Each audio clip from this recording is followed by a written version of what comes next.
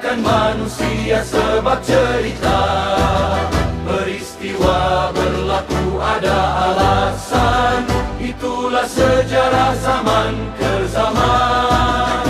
Hekar dialog masa, kini dan lampau saling bersama. Ahli sejarah dengan fakta berinteraksi tanpa hentinya.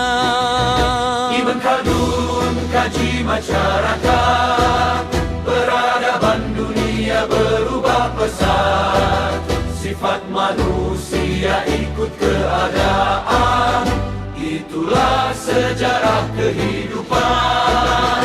Hokai Kim beri pengajaran, apa berlaku jadi pedoman.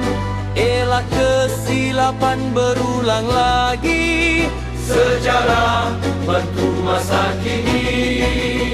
Muhammad Yusuf Ibrahim berkata, sejarah itu masa lalu kita, catatan peristiwa jadi ingatan untuk panduan masa hadapan.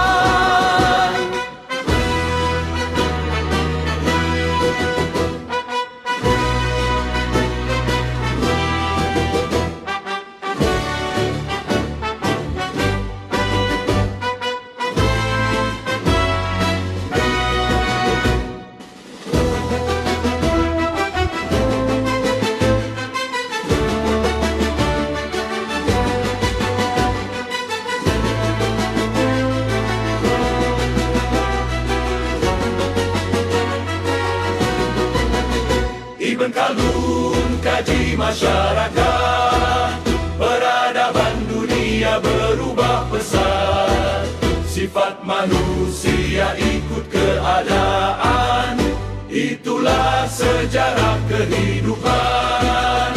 Ibn Khaldun kaji masyarakat, peradaban dunia berubah pesat, sifat manusia ikut keadaan, itulah sejarah kehidupan.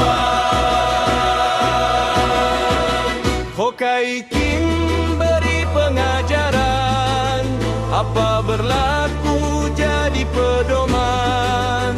Elak kesilapan berulang lagi, sejarah bantu masa kini.